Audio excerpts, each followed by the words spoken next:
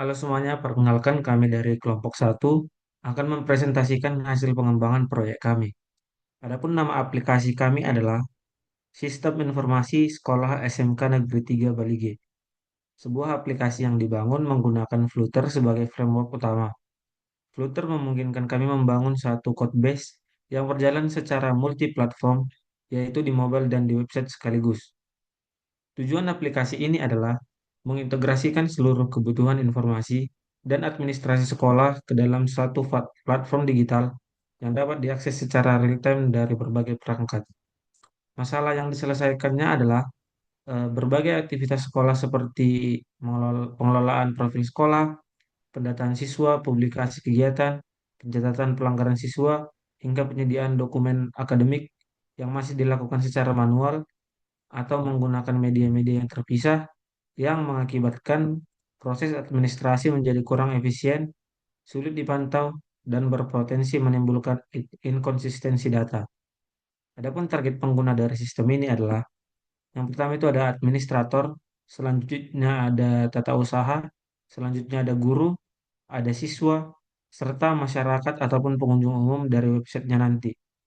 Pada presentasi kali ini, kami akan mendemonstrasikan seluruh modul utama sistem serta menjelaskan arsitektur aplikasi Flutter, networking, authentication, hingga trade-off dari sistem yang sudah kami bangun. Selanjutnya, demo aplikasi akan dilanjutkan oleh teman saya.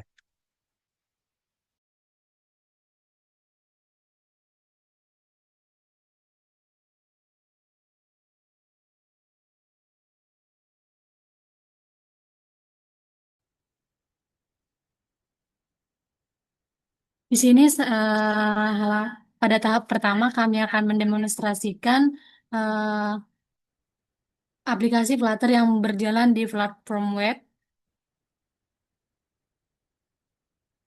Halaman yang sedang ditampilkan merupakan halaman publik yang dapat diakses oleh siapa saja tanpa perlu login. Ini adalah tampilan Flutter web yang berjalan langsung di browser. Melalui halaman ini, pengguna dapat memperoleh berbagai informasi mengenai sekolah seperti profil sekolah, berita, dan pengumuman, portofolio siswa, serta informasi lainnya. Modul pertama adalah modul profil sekolah, di mana di modul ini terdapat berbagai informasi yang dapat dikelola oleh administrator, seperti sejarah sekolah, visi dan misi, struktur organisasi, sarana dan prasarana, inventaris sekolah, mitra kerjasama industri, prestasi sekolah, informasi akreditasi, serta program keahlian atau jurusan, di mana admin dapat mengedit untuk bagian sejarah sampai dengan mitra kerja yang nantinya perubahan yang terjadi akan terlihat pada publik juga. Demikian demonstrasi untuk profil saya dilanjutkan oleh teman saya.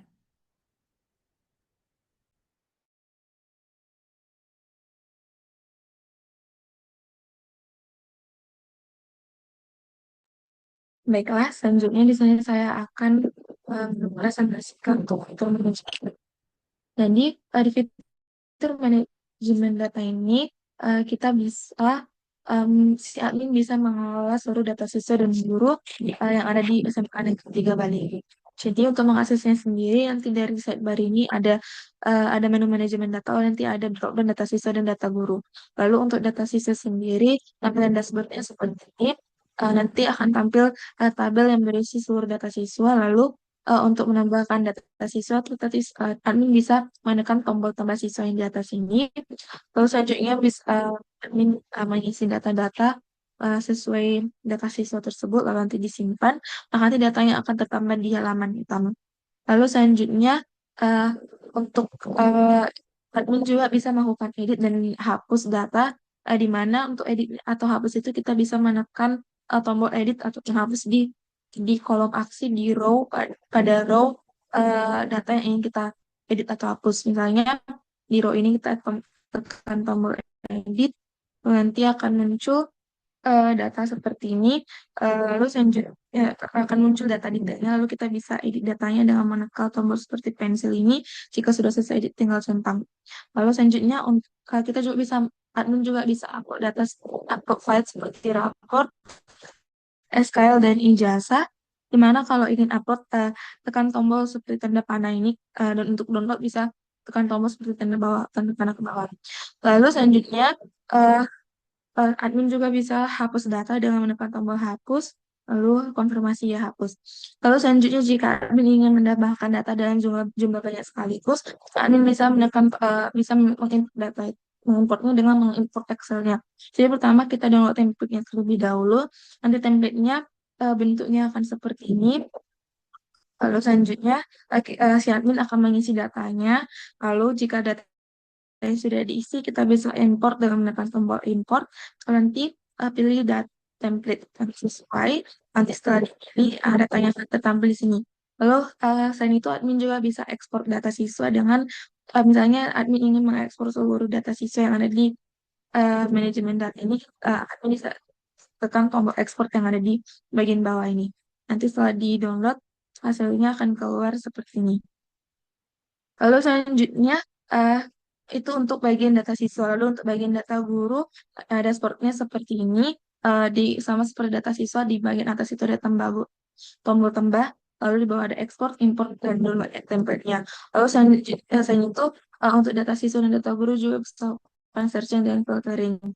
Nah, lalu eh, itu adalah tampilan untuk tampilannya di web menggunakan React. Lalu selanjutnya untuk tampilan mobile-nya menggunakan eh, Flutter itu seperti ini.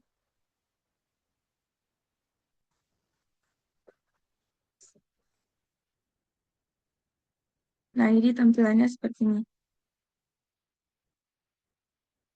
Jadi dengan menekan tombol nanti ada sidebar, lalu nanti ada sama seperti tadi ada drop down manajemen data, lalu ada data siswa dan data guru, dan nanti data siswa seperti ini. Tampilannya hampir mirip seperti yang di web tadi. Nanti akan ada muncul tabel, lalu ada tombol tambah di atas, dan di bawah seperti ini. Ini untuk yang data guru, lalu untuk yang data siswa seperti ini. Nah, seperti ini datanya muncul. Nah, jadi sekian untuk fitur manajemen data akan dilanjutkan oleh teman saya.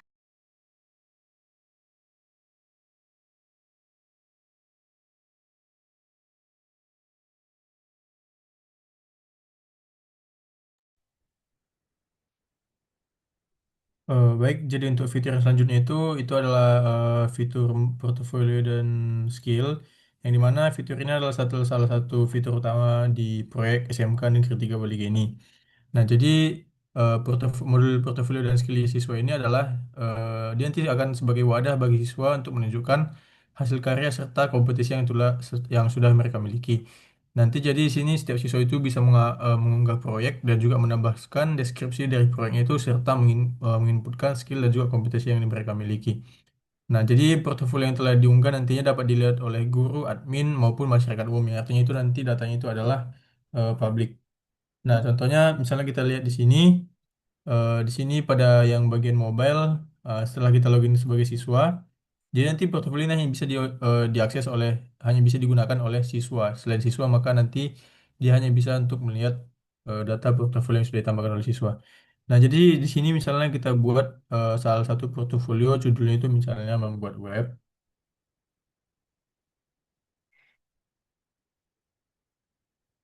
Em,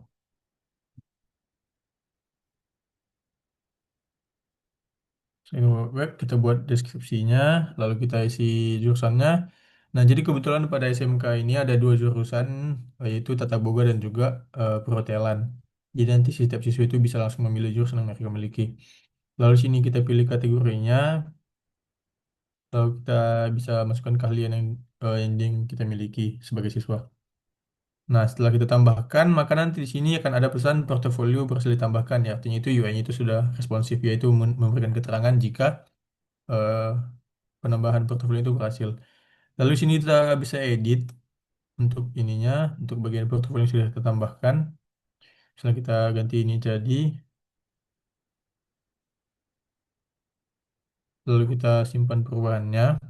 Nah, sini juga akan tertampil pesan portofolio berhasil diperbarui, yang artinya itu juga UI-nya itu sudah responsif. Nah, jadi ini kan untuk bagian mobile, gitu. Kalau misalnya kita lihat di bagian web, seperti ini.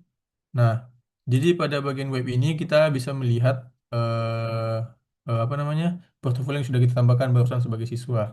Jadi untuk yang bagian mobile tadi kita itu masuk sebagai siswa dummy dan untuk pada bagian apa namanya pada bagian web ini kita masuk sebagai siswa yang bernama Pal. Nah, jadi di sini bisa kita lihat tadi udah kita masukkan data siswa, data portofolio yang ditambahkan itu adalah membuat baju, ini untuk jurusannya, untuk skillnya dan juga ini ya. Nah, jadi pada bagian ini juga ada fitur yang dimana kita bisa menampilkan portofolio yang punya kita sendiri. Nah, jadi yang kita tambahkan, yaitu milik kita. Untuk di bagian mobile juga begitu. Lalu, eh, misalnya kita mau nambah portofolio di sini, bisa kita tambahkan juga, lalu kita tambahkan ininya, lalu kita publish. Nah, jadi untuk pada eh, fitur portofolio ini, nanti setiap siswa itu hanya bisa mengedit dan juga menghapus portofolio yang mereka tambahkan sendiri, yang artinya siswa A itu tidak bisa mengedit dan juga menghapus portofolio dari siswa lain. Nah, jadi misalnya tadi yang ingin kita tambahkan dari mobile karena adalah siswa yang berbeda, misalnya kita mau coba edit. Nah, maka nanti untuk fitur edit dan juga hapus itu tidak ada karena di sini bukan karya kita, maka akan tertampil di sini bukan karya kamu. Nah, jadi yang bisa kita lakukan itu hanya melihat detail untuk melihat detail dari portofolio yang sudah ditambahkan oleh siswa yang tadi yang di mobile. Nah, jadi kalau misalnya kita lihat tadi kan di mobile sudah kita tambahkan di web juga tertambah yang artinya itu sinkronisasi data dari web dan juga mobile itu sudah dibentuk dengan baik. Nah, jadi pada eh, fitur portofolio ini kalau misalnya kita logout yang artinya kita sini sekarang sebagai yang bukan sebagai siswa atau sebagai eh, misalnya sebagai orang yang mau melihat portofolio kita. Nah, jadi kita sini hanya bisa melihat untuk detail dari portofolio yang sudah kita tambahkan. Misalnya kita lihat detail, nah jadi kita tidak bisa otak-atik, kita hanya bisa melihat ini aja. Nanti untuk semua ini akan tertampil di publik. Lalu kita bisa melakukan filter dengan jurusan tadi sama seperti yang di mobil juga. Misalnya ada jurusan tata boga, ada jurusan perhotelan. Lalu kita bisa juga cari berdasarkan nama, judul, dan juga skill yang kita punya. Nah, jadi seperti ini. Jadi mungkin demikian untuk fitur portofolio akan dilanjutkan oleh teman saya yang lain.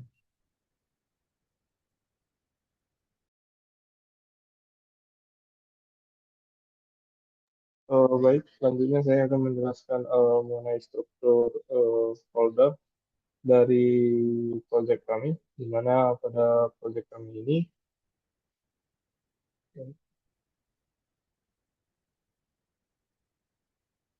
dapat dilihat di sini.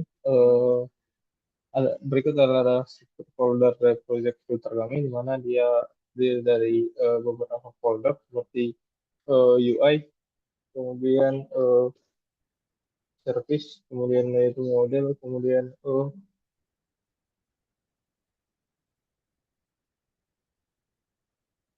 kemudian ada repository, kemudian ada out, dan yang terakhir itu ada provider.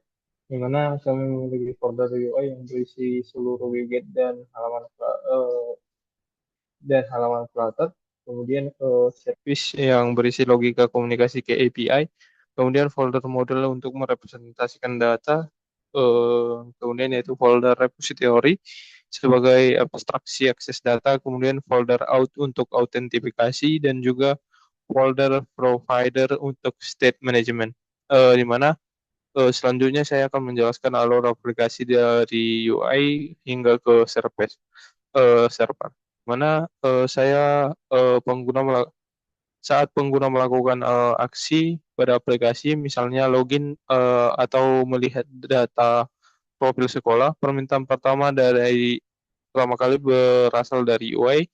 Dan kemudian pada aplikasi web dan juga mobilenya, di mana itu requestnya tersebut akan dikirimkan ke API Gateway, di mana yang berfungsi sebagai pintu masuk untuk sistem, di mana API Gateway-nya akan melakukan routing dan meneruskan request ke backend service yang sesuai. Di mana sebagai contohnya ketika pengguna membuka halaman profil sekolah, request akan diarahkan ke profil service, dan jika pengguna menggunakan data portofolio siswa, request akan diarahkan ke portofolio service. Berikutnya juga setelah service menerima request, bisnis login akan diproses terlebih dahulu jika diperlukan data, di mana service akan mengakses database miliknya dan kemudian hasil pengolahan datanya kemudian dikembalikan ke API Gateway dan diteruskan kembali ke UI untuk ditampilkan kepada pengguna sebagai hasil ataupun output. Kemudian ini akan dijelaskan oleh teman saya, Rudy. Oke, lah saya akan melanjutkannya. Di sini saya akan menjelaskan tentang bagaimana kami melakukan pemisahan UI dengan bisnis logic. Dalam pengembangan sistem ini, kami juga menerapkan pemisahan di mana UI dan bisnis logic itu akan dipisahkan. UI itu hanya bertanggung jawab untuk menampilkan tampilan dan juga menerima input dari pengguna. Dan semua proses bisnisnya itu tidak ditempatkan langsung pada halaman atau pada widgetnya. Sebagai contoh, misalnya ketika pengguna menekan tombol simpan pada data siswa, UI hanya akan mengirimkan perintah ke servisnya untuk validasi data, pengolahan data, dan juga komunikasi ke database itu dilakukan oleh business logic yang berada pada lapisan service. Dengan pendekatan ini, kode akan menjadi lebih mudah diuji dan juga lebih mudah dikembangkan dan juga lebih mudah dikembangkan untuk fitur yang lain tanpa mengubah tampilan yang sudah ada. Selanjutnya, bagaimana kami menerapkan state management pada proyek kami. Untuk mengelola perubahan data pada aplikasi, kami menggunakan state management, di mana state management itu fungsinya untuk menyimpan dan juga mengatur data yang sedang digunakan oleh aplikasi, seperti contohnya data pengguna yang login, data profil sekolah, maupun status loading pada saat mengambil data dari server. Ketika data berubah di backend, state management akan memperbarui state aplikasi sehingga UI akan dapat diperbarui secara otomatis tanpa harus melakukan refresh halaman secara manual. Melalui state management ini, eh, data itu akan menjadi lebih mudah dikelola dan performa aplikasi lebih baik dan juga sinkronisasi data di antara UI dan backend bisa lebih konsisten. Selanjutnya akan dilanjutkan oleh teman saya. Baiklah, di sini saya akan menjelaskan mengenai networking dan Async-Await. Yang pertama itu mengenai prinsip Async-Await. Dalam aplikasi Flutter kami ini, seluruh proses komunikasi ke API berjalan secara asinkronus menggunakan mekanisme Async-Await. Lalu prinsipnya adalah non-blocking, yang artinya adalah UI tetap responsif meskipun proses pengambilan data sedang berlangsung. Pengguna eh, pengguna masih bisa berinteraksi dengan aplikasi sambil menunggu respon dari server. Jika request dilakukan secara sinkronus, maka aplikasi harus menunggu server mengembalikan respon terlebih dahulu. Akibatnya, UA dapat mengalami freeze atau tidak responsif, dan dengan Async-Await hal ini tidak akan terjadi. Lalu bagaimana aplikasi mengambil data dari API?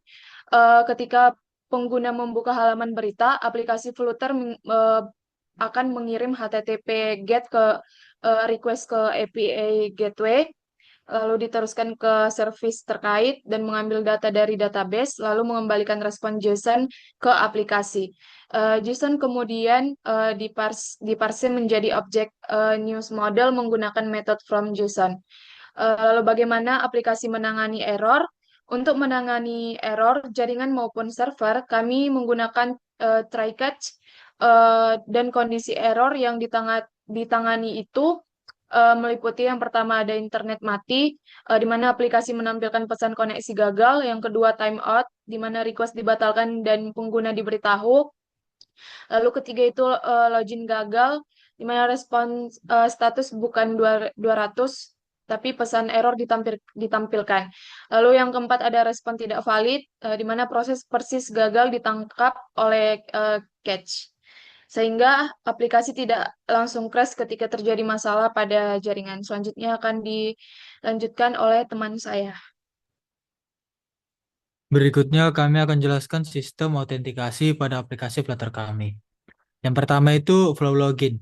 Jadi ketika pengguna memasukkan user nama dan password, aplikasi akan mengirimkan request ke autentikasi service. Server akan melakukan validasi akun dan jika valid, maka server mengembalikan JWT token. Token tersebut kemudian disimpan secara lokal. Yang kedua itu penyimpanan token. Token disimpan menggunakan shared preference, di mana penyimpanan lokal persisten di Flutter. Tujuannya agar pengguna tidak perlu login kembali setiap kali aplikasi dibuka. Token akan tetap tersedia selama belum expired dan belum di logout. Yang ketiga itu authentication header. Jadi setiap request di backend yang memerlukan autentikasi akan menyertakan token melalui authorization header dengan format authorization bearer token. Token diambil dari share preference, kemudian dikirim bersama setiap HTTP request. Backend akan memvalidasi token sebelum memberikan akses terhadap resource yang diminta. Yang keempat itu logout flow. Ketika pengguna logout, token dihapus dari penyimpanan lokal menggunakan preference remove token. Akibatnya, pengguna harus melakukan login kembali untuk memperoleh token yang baru. Ini memastikan bahwa sesi lama tidak bisa digunakan lagi setelah logout. Selanjutnya akan dijelaskan oleh teman saya. Baik, di sini saya akan menjelaskan mengenai kode dari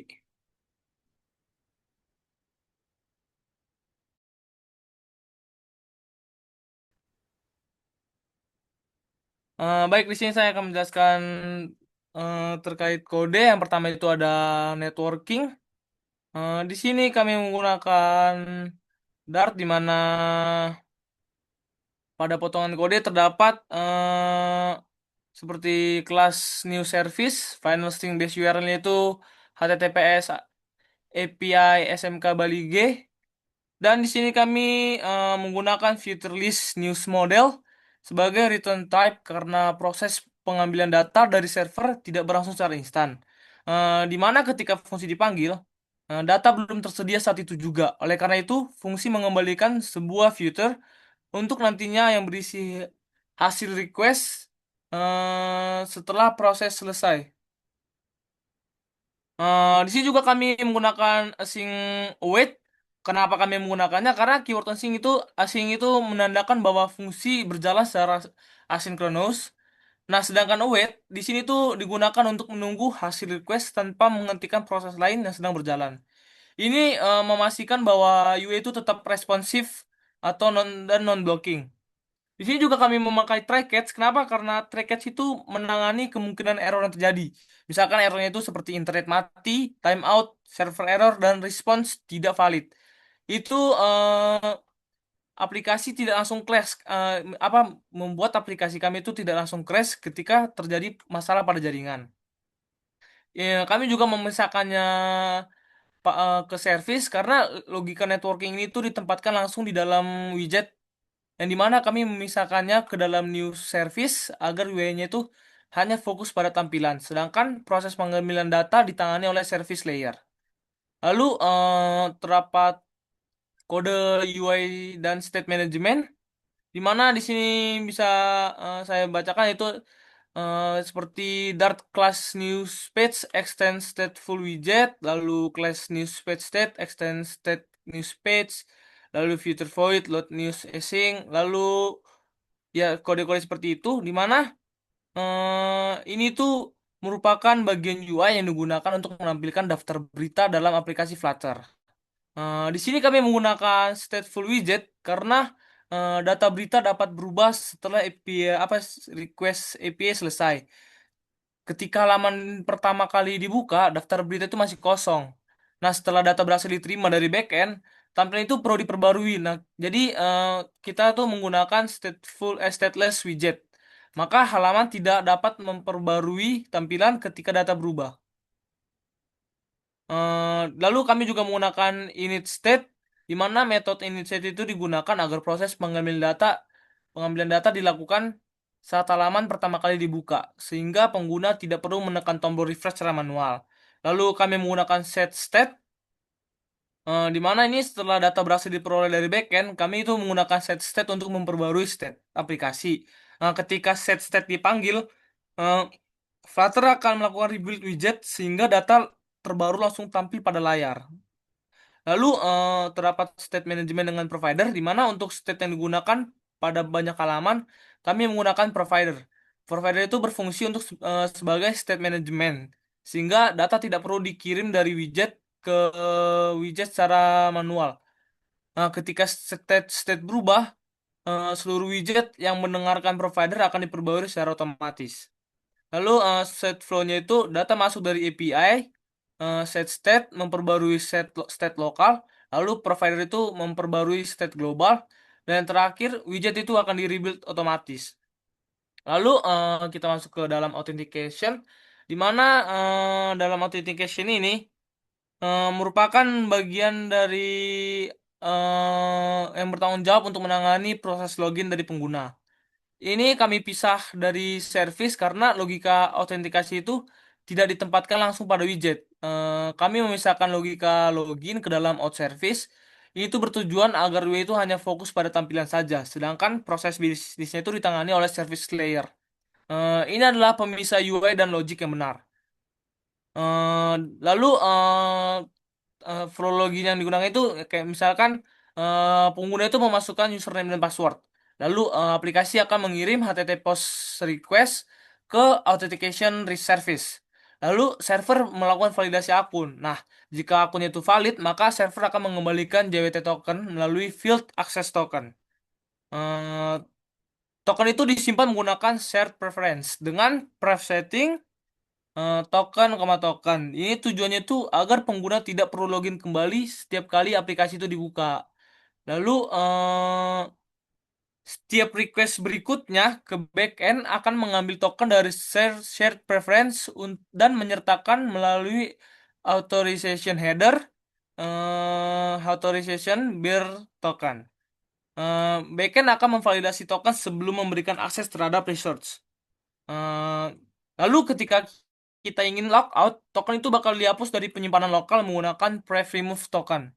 Ini mengakibatkan pengguna itu harus melakukan login kembali untuk memperoleh token yang baru.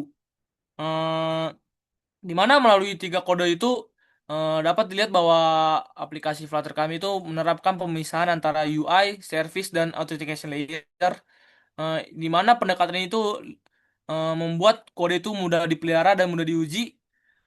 Dan jika kode kami atau aplikasi kami ini akan dikembangkan di kemudian hari, ini akan mempermudah pengembangannya ketika kebutuhan sistem itu bertambah di masa depan. Mungkin sekian dari saya mengenai kode, akan dilanjutkan oleh teman saya. Terima kasih. Selanjutnya, saya akan menjelaskan bagian terakhir. Kami akan membahas trade-off dari sistem yang kami bangun. Untuk kekuatan aplikasi.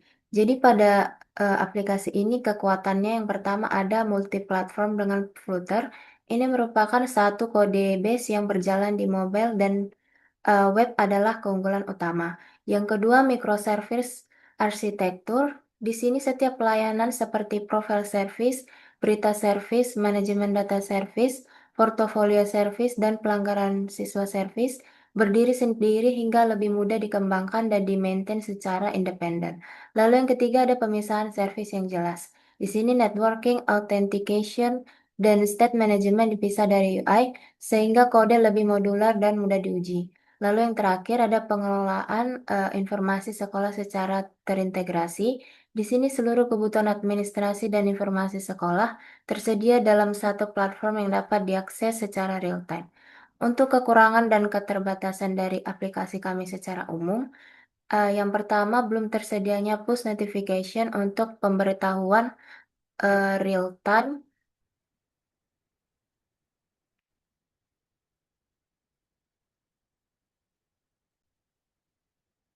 Dan belum ada monitoring service yang lebih mendalam untuk memantau performa masing-masing microservice. Lalu belum ada integrasi dengan sistem eksternal sekolah seperti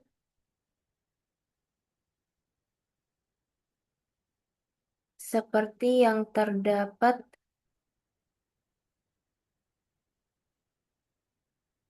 di Dinas Pendidikan atau platform nasional. Lalu pada kondisi offline mode, aplikasi hanya menampilkan pesan error tanpa kemampuan caching data lokal untuk setiap menampilkan data terakhir. Lalu, solusi yang kami tawarkan jika proyek ini dilanjutkan, kami akan menambahkan notifikasi real-time menggunakan Firebase Cloud Messaging agar pengguna mendapat upgrade segera, lalu menambahkan dashboard monitoring performa dan kesehatan seluruh service, lalu mengimplementasikan integrasi WhatsApp untuk pengiriman laporan pelanggaran otomatis kepada orang tua siswa, lalu menambahkan analitik data sekolah untuk mendukung pengambilan keputusan berbasis data, lalu yang terakhir mengimplementasikan offline caching dengan Hive atau SQLite agar aplikasi tetap menampilkan data terakhir saat tidak ada kondisi internet. Jadi demikian presentasi dari Sistem Informasi Sekolah SMK Negeri 3 Bali G dari kelompok 1. Terima kasih atas perhatian Bapak dan Ibu dosen dan teman-teman sekalian. Mohon maaf jika kami ada kesalahan kata ataupun kalimat. Terima kasih.